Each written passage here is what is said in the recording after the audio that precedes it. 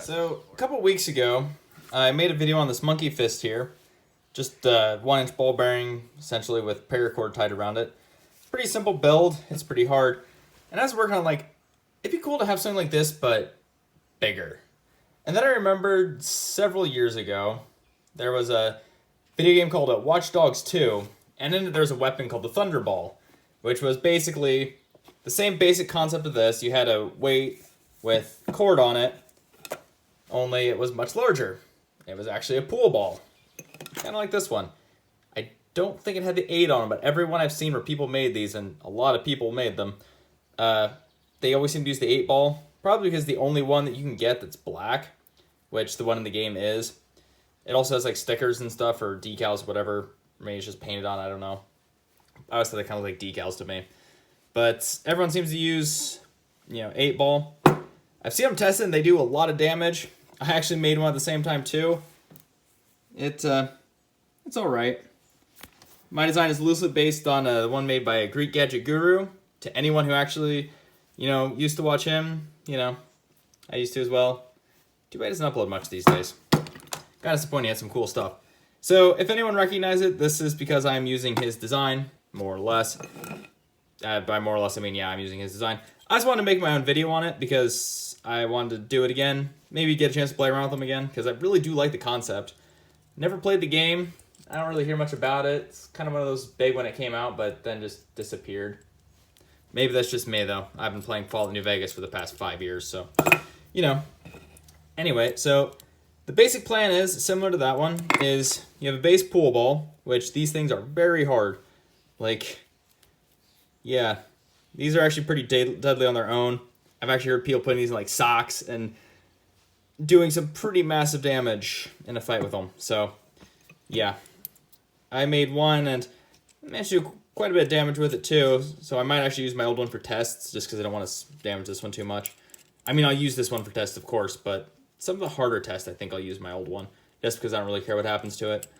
But to put everything together, I have an eye bolt here, available for hardware store, and I don't know what this is called, but basically it's a thread on the inside like a nut, but it's flat, so this will sit flat.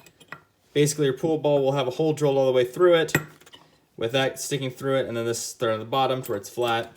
My old one, I actually just drilled out a little more and put a regular bolt on it because it's what I could get my hands on at the time.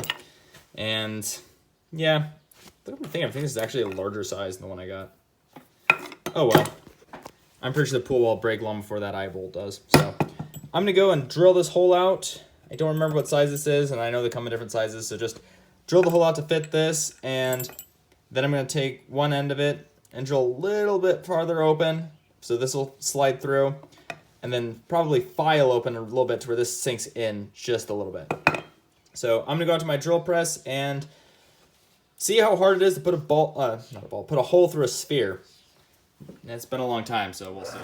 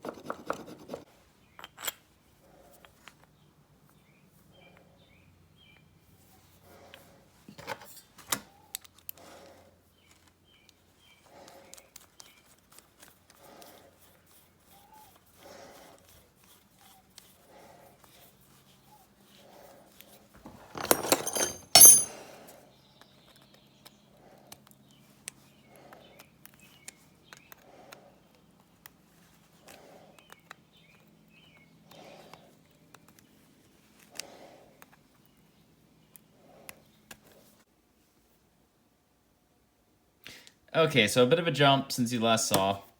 I basically assembled it.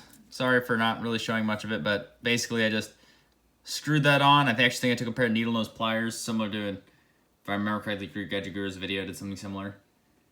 I'm going to say I never actually re-watched his video before making this. I'm only going off of memories of me watching it when he uploaded it. And I was still in high school at the time, so that's been a little while. Either way, I got a rope attached to it. It's actually just braided paracord. Took me a while to figure it out, but I was working on it as the power was out due to a pretty heavy storm. So I was doing it with a flashlight, and it didn't go well, so I redid it.